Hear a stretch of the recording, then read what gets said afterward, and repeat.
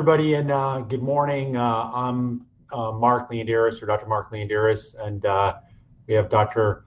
Laura Meyer here and Emma, who helps us at every aspect of the program. Hopefully, you're all having a good meeting and learning a lot. We're gonna get started with just a quick slide presentation, and then really want to take questions and get to know you. So I'm going to share my screen here, and then we'll kind of go from there. It's sad during COVID that I can't see anybody in the audience, so it's a little odd. So hopefully this goes okay here. Share your entire screen application window. There we go. Share. And that doesn't look like it's doing anything. Can you guys see the screen or not? No. Okay. I can see that you're sharing something, but I can't. It hasn't fully loaded. Now it loaded, so you're good to go. It did load? Yep. Okay. And then I guess, do you think that's maximize? I guess I can maximize it on my side here. Yeah. Why don't you just get started? Hello, everybody. So we are RMACT Connecticut as a fertility office, and Gay Parents to Be as a independent kind of entity that helps our community build families. And I'm not sure if you guys can see the next slide here. It talks about what is Gay Parents to Be. Emma or Laura, can you confirm that that's come up? We're still on the first one. Yep. Okay, I'm not sure how to fix that. Well, I'm just going to, this is unfortunate. So full screen, let's see if we can go to presentation mode here. Hide. All right, well, you know what? I'm just going to stop screen sharing, and unless we can go to next slide here. Nope. I'm going to try loading that again, everybody. Sorry about the technical difficulties. We'll try this again. I'm going to try sharing my entire screen here and see what happens. And then we'll go to the presentation. Can you see now? The first slide? So what is Gay Parents to Be? It's an informational resource and starting point for anyone in the LGBT community. We started this about 10 years ago after we had our family. So I'm a dad through surrogacy and egg donation, and realized how hard it was. Reproductive Medicine Associates of Connecticut is, I've worked here for over 20 years at this point in time, and it's located right outside of New York City. We have offices in Westchester, 4 offices in Connecticut, and 1 in the Hudson Valley. So the IVF and surrogacy process is complicated. We know that firsthand, and our team of specialists is proud to help you build the family of your dreams. And we've done this a lot. And for years, we've been kind of the primary provider for the New York metro area. And at this point in time, within my practice, I think 70% of my practice are fathers to be. So we have a team approach. You're going to be assigned members to a third-party specific team to help you with your journey. That's going to be a nurse, a patient navigator, and a financial coordinator. We have 2 in-house social workers if your surrogacy agency doesn't come with one.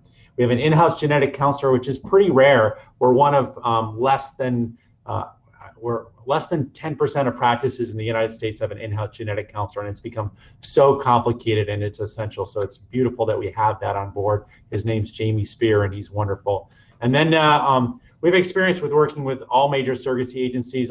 We work with about 30 regularly, and so we're happy to work with somebody that you bring to us, and we can actually even vet them a little bit. So we have a obviously convenient location that allows you to travel to our office to cryopreserve sperm. We also can do donor screening locally, which is nice. Prior to COVID, you could meet your carrier in our office. Obviously, with COVID, that hasn't happened. And prior to COVID, you can come to our office for embryo transfer, which was wonderful. We also are a IVF practice that has a pre-screened donor pool that's ready to match. And it's been a big plus for our practice and our dads. 90% of our donors are willing to be known. I feel like it's important that LGBTQ parents use known donors, and we ask all our donors if they're willing to be known. We do have an easy-to-use database, and if you use an in-house donor, you've saved yourself upwards of $15,000 to $20,000 because you've got no travel, no agency fee to spend to get through the process. The other part of the story is if you need to use an agency donor, we're very familiar with many of the agencies out there, and choosing your donor is your lifetime decision. So we want to make sure you're happy with it. Our process is we can initiate a free initial consultation. We accept most major insurance policies for New York Metro because we're a New York Metro practice. We have a plan that is one retrieval, one transfer, and then we have an unlimited embryo transfer plan that is basically culminated by live birth, or you get a significant amount of your IVF expenses back to put into a new journey, or just to step away from the family building journey, which basically, thankfully, like greater than 90% of people are pregnant ongoing after 2 embryo transfers, and we'll talk about success in a second. So for our practice, over the past 10 years, we've done over 700 transfers into gestational carriers. So we are the most experienced provider in the New York Metro area. If you are just getting started, our first cycle success rate is 78%. That means that the majority of our patients are pregnant after their first two attempts or 2 embryo transfers. And I'm really proud to say that RMA of Connecticut with Gay Parents to Be has been awarded the Healthcare Equality Index leader status by the Human Rights Campaign for the last 5 years in a row. And we're one of 2 practices in the country that's kind of met that bar. So I'm really proud to be able to take care of our LGBTQ family. A little bit about myself. I married my husband in 2001. We have 2 boys who are excited about the snow right now. We're actually going sledding a little bit later. I founded Gay Parents to Be with the team, and my other doctors here are very supportive of it. This is after I kind of realized that even though as a fertility doctor, how hard it was for us to start our family. I'm the past chair now of the LGBTQ Special Interest Group, the American Society for Reproductive Medicine, and I'm an international speaker for LGBTQ insurance advocacy. And many of you may actually have insurance policies kind of coming up that are going to start to cover at least the IVF part of the process. Dr. Meyer has over 10 years of experience in the field of reproductive endocrinology, and she's been helping build families through surrogacy for the past 7 years. And now we're so thrilled that she joined our practice just this year, and she is an extension of the team, which allows us to have a larger bandwidth to take individualized care of everybody. I mean, personalizing care is what medicine is all about now. This is what's going to happen to your life. You won't be sipping coffee and reading the New York Times, but you'll be dealing with that. That's an old picture of my kids, and it just makes me laugh still to see it. Today we were riding hoverboards. This is your family building team. So you can see your intended father preparation. We're going to help you with that, get you started. We want to be your IVF clinic. And then you need a surrogacy agency, reproductive attorney, and egg donor and gestational carrier. So it does take a village for us to build your family with you. So our team is here to help. And there's some team pictures there. The picture on the left was at the last big Pride Parade 2 years ago. And so we have a pretty dedicated team within the practice, and we're so proud to help you build your family. And we had an outcome slide on here, Emma. I don't know what happened to it. So just so you guys know, I'm gonna stop sharing now. So our rates compared to national rates are really 20 percentage points above national rates. As reported to SART.org in 2018, our live birth rate per embryo transfer was 82%. So we're happy to do that, and that's really the team approach of screening dads, optimizing sperm parameters, screening donors, making donor recommendations for you, screening surrogates, and being careful about who we choose to do embryo transfers in, and your help.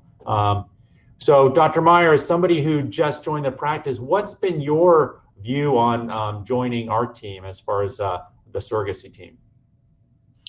Well, I've been so thrilled to become a part of the team at RMA, and really one of the things that drew me to the practice was the amazing track record that our third-party team has.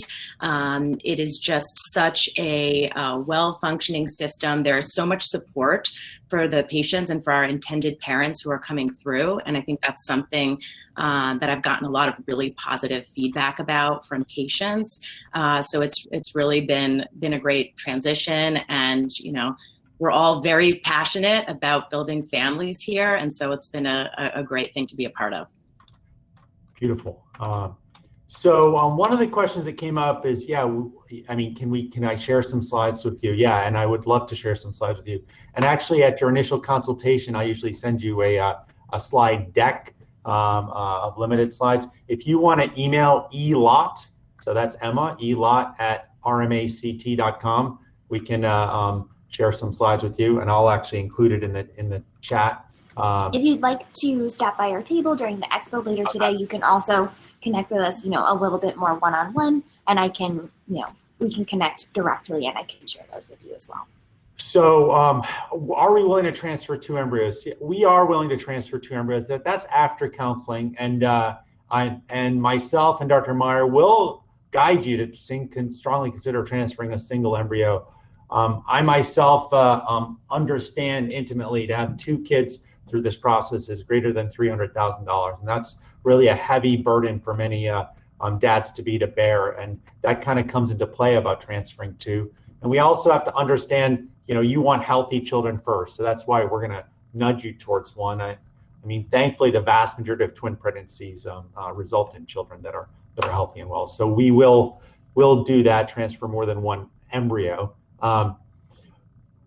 So the success rates for double embryo transfers, ongoing pregnancy rates are what I look at, and delivery rates, which is what you can see on SART.org. But ongoing pregnancy rates out of the first trimester for a double embryo transfer, last time we looked, was 94%, with 40% of those being ongoing twin pregnancies. And I look at the ongoing data regularly. You may or may not be aware that twin pregnancies also have a higher miscarriage rate of 1, or sometimes the whole pregnancy, unfortunately. But basically, I look at the last 100 transfers we've done regularly. Where do most of your egg donors live? Well, they live in basically usually within 100 miles of our Norwalk office. So they're from the Hudson Valley, they're from the Hartford area. I just saw a donor that lives in Rhode Island. So they're kind of local or drivable to us, and that's what saves on the cost. Another question here is, what is the total average price? So we do have some price flyers. If you want to stop by our booth, we can kind of share those with you. Emma, those are up, right? Or we have those to share? I have those to share, yes. So we're in Building B, if you guys want to stop by. So basically, we have 2 all-inclusive plans, and as a local practice, a lot of times we can use some of your insurance. And if you work for Amazon, Starbucks, Google, any of the big banks, you're going to have a benefit, which we can use. Trying to see if there's. What does GPAP stage 1 cover at our clinic? Is another question. I think it is the same as pretty much everybody else. It's 15% off, but I'm 90% sure on that. That's right. Moving forward here, I think a lot of people, we call this the journey. It is a little bit of a trek, and really as the doctors, we are supposed to help you manage the curves and the speed bumps and so on. And I'll tell you myself, the team helps the patients through the process, and Dr. Meyer and I are here when things don't go optimally. But the great news is you're the most successful patient population within our practice, because we have a healthy sperm source, a healthy egg source, and a young and a healthy gestational carrier. Dr. Meyer, do you have other things to add to this? We had one more question. Okay. How many times would we have to visit the clinic, which I think is relevant, especially now during COVID. A lot of people are wondering that. So, you know, the great thing is we really can do a lot of our work with you remotely. It's great that there are such excellent telemedicine capabilities now so that we're able to video chat and have kind of face-to-face conversations, even if we're not in the same room. It used to be that the intended parents and gestational carrier would all come to our office. This is pre-COVID, to do a family day together. Right now, at this current point in time, a lot of that is being done virtually as well. So most of our dads will come to the office to freeze sperm and do their FDA testing, and so they'll come here for that. But pretty much the rest of it right now can be done remotely. And as Dr. Leandris mentioned before, during, again, non-COVID times, we were very happy to have people in the room for embryo transfer. But one thing that I thought was so great joining this practice is that even though right now, because of COVID, we can't necessarily have additional people in the room, we have an excellent video setup actually for that as well. So we have what looks like it's basically an iPad on a stick that comes into the room with us. And so you can be virtually present for the embryo transfer too, again, even if you're not in the room. So basically it's one visit. I do have some folks that are, right now live in the Chicago area, and I coordinated freezing their sperm in Chicago, and they are not going to come to my office even once. Everything's going to be done virtually. For the folks that live New York Metro, not having to ship your sperm and having it collected on site is really optimal. One thing that often gets asked is, how long does this take? There are some people that start with the IVF clinic, make embryos, and then sign with the surrogacy agency. And that is kind of what I call the sequential journey. And that's going to take you probably closer to 18 to 24 months. The other part of the story is if you sign with the surrogacy agency first, they are looking for the surrogate for you. And then it's kind of, let's get started with the IVF clinic so we can get a lot of work done in 6 to 8 months so you're ready to go to transfer. So that might save you those 6 to 8 months. So that's another thing to think about. So it's an 18 to 24 months journey. Yeah. I see that we have 28 more seconds. Holy. There's one question in here about compassionate cancer risk for a compassionate donor. If you want to stop by our booth, we'll definitely be able to help you out, answer that question, and have a great rest of your day for everybody. Good luck, everybody. Take care.